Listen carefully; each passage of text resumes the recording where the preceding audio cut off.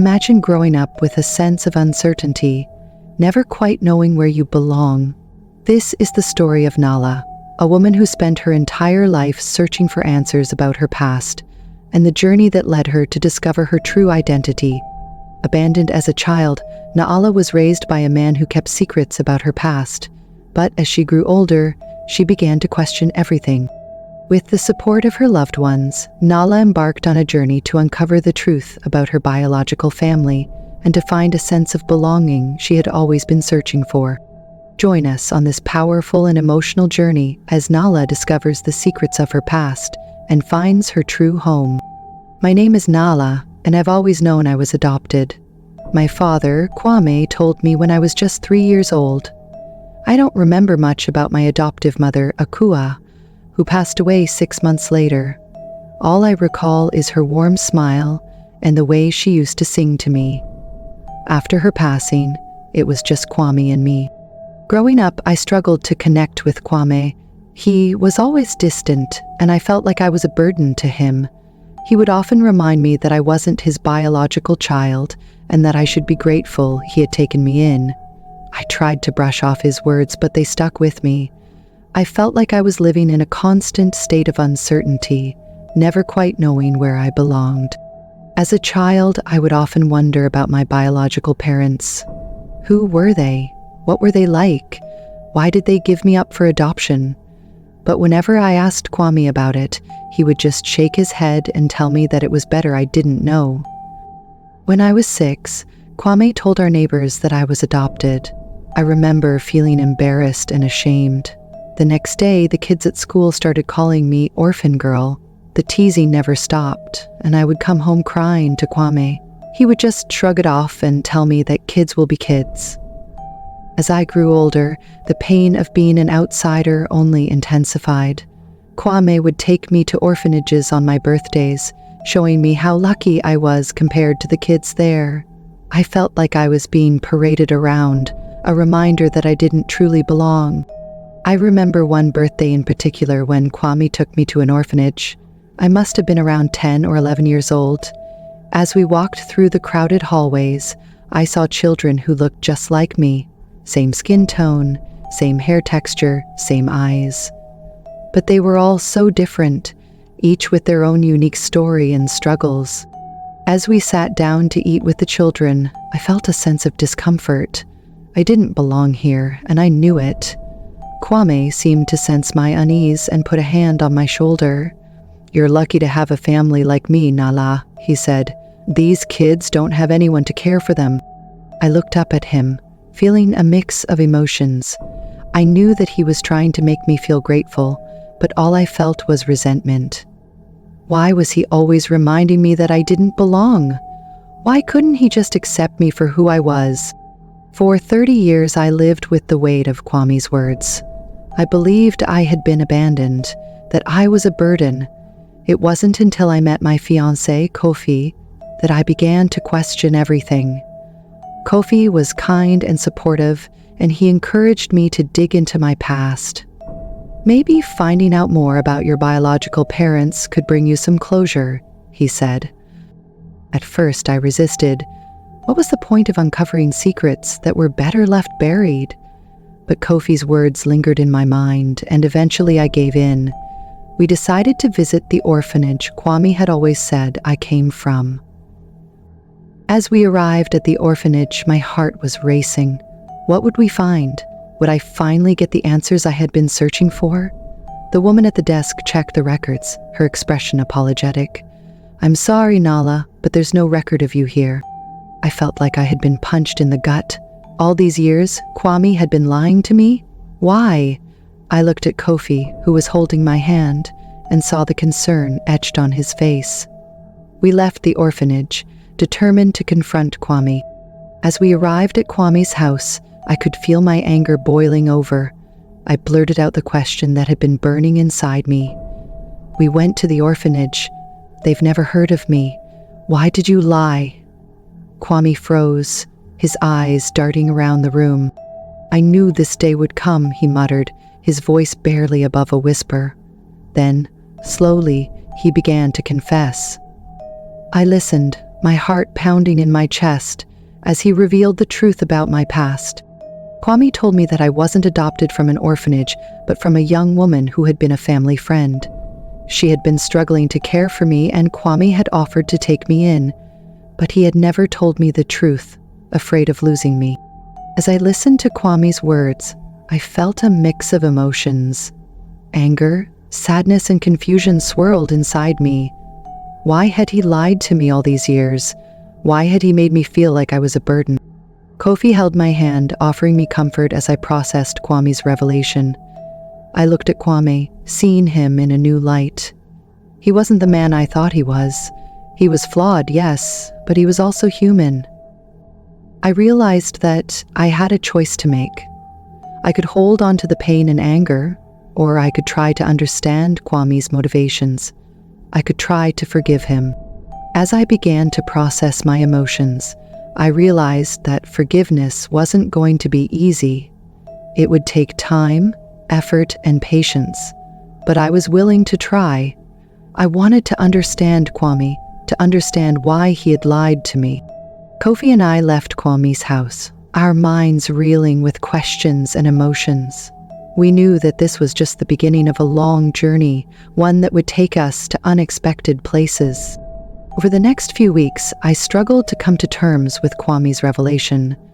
I felt like I was living in a dream, like everything I thought I knew was a lie, but Kofi was there for me, supporting me every step of the way.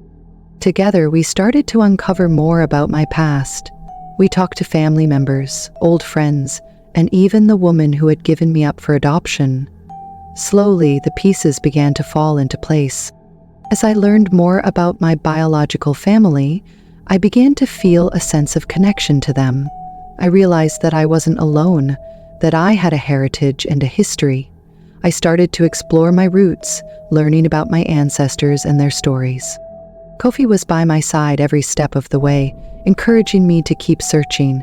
He knew that this journey was important to me, and he was willing to support me no matter what. As the months passed, I began to heal. I started to let go of the pain and anger, replacing it with a sense of wonder and curiosity. I realized that my story was complex, multifaceted, and beautiful. Kofi and I decided to get married, surrounded by friends and family. It was a celebration of love, hope, and new beginnings. As I looked at Kofi, I knew that I had found my home, my safe haven. As I exchanged vows with Kofi, I felt a sense of peace wash over me. I knew that I had found my partner, my friend, and my confidant. Together, we would face whatever life threw our way. After the wedding, we decided to take a trip to Ghana to connect with my roots and learn more about my heritage. As we walked through the bustling streets of Accra, I felt a sense of pride and belonging. I knew that I was home, that I was exactly where I was meant to be. Kofi and I spent our days exploring the city, meeting new people, and learning about the culture. We visited the Cape Coast Castle, a former slave fort, and I felt a deep sense of sadness and loss. But I also felt a sense of resilience and hope. I knew that my ancestors had endured unimaginable hardships, but they had also thrived. As we stood on the castle walls, looking out at the Atlantic Ocean, I felt a sense of closure. I knew that I had finally found what I had been searching for all my life, a sense of belonging, a sense of identity, and a sense of peace. I turned to Kofi, my eyes shining with tears. "Thank you for being here with me," I said, my voice barely above a whisper. "Thank you for supporting me on this journey." Kofi smiled, his eyes filled with love and adoration. "I'll always be here for you, Nala," he said. "I'll always support you no matter what." As the sun set over the ocean, I knew that I had found my happily ever after. I had found my home, my family, and my sense of purpose. And I knew that I would always be grateful for the journey that had brought me here. Years later, Kofi and I sat on our porch, watching our children play in the yard. We had built a life together, a life filled with love, laughter, and adventure. I looked at Kofi, my heart full of gratitude. "Thank you for being my rock," I said, my voice filled with emotion. "Thank you for supporting me on this journey." Kofi smiled, his eyes filled with love. "I'll always be here for you, Nala," he said. "I'll always support you no matter what." As the sun set over our little family, I knew that I had found my true home. I had found my sense of belonging, my sense of identity, and my sense of peace. And I knew that I would always be grateful for the journey that had brought me here. I looked at our children, who were laughing and playing in the yard. They were the product of our love, and they brought us so much joy. I knew that I had found my happily ever after, and I was grateful for every moment of it. As I sat on the porch with Kofi, I realized that life was full of unexpected twists and turns. But I also knew that with love, support, and determination, we could overcome anything. I had found my true home, and I was grateful for every step of the journey that had brought me here. And as I looked at Kofi, I knew that I would always cherish the love we shared, the love that had brought me home. "I love you, Kofi," I said, my voice barely above a whisper. "I love you too, Nala," he replied, his eyes filled with love and adoration. As the sun set over our little family, I knew that I had found my forever home, and I was grateful for every moment of it. This story is a testament to the power of love and determination. It shows that no matter what challenges we face in life, we can overcome them with the right support and mindset.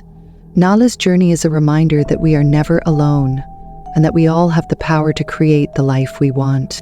As I reflect on Nala's story, I am reminded of the importance of forgiveness and understanding. Kwame's revelation was a shocking moment for Nala, but it also presented her with an opportunity to heal and move forward. By choosing to forgive Kwame and understand his motivations, Nala was able to release the pain and anger that had been holding her back for so long. Nala's story also highlights the importance of self-discovery and exploration. By learning more about her biological family and her heritage, Nala was able to connect with her roots and find a sense of belonging. This journey of self-discovery was not easy, but it was worth it in the end. As we close this chapter of Nala's life, we are reminded that life is full of unexpected twists and turns. But we also know that with love, support, and determination, we can overcome anything. Nala's story is a testament to the human spirit, and it reminds us that we all have the power to create the life we want. And so, as we say goodbye to Nala and her family, we are left with a sense of hope and optimism. We know that no matter what challenges we face in life, we can overcome them with the right support and mindset. We are reminded that we are never alone and that we all have the power to create the life we want. I hope that Nala's story has inspired you to reflect on your own life and journey. Remember that you have the power to create the life you want and that you are never alone. And always keep in mind that forgiveness, understanding, and self-discovery are key to healing and moving forward. Thank you for joining me on this journey with Nala. I hope that her story has touched your heart and inspired you to live your best life. Don't forget to like, share, and subscribe so that you will be notified whenever we drop an awesome and inspired story of another Legends.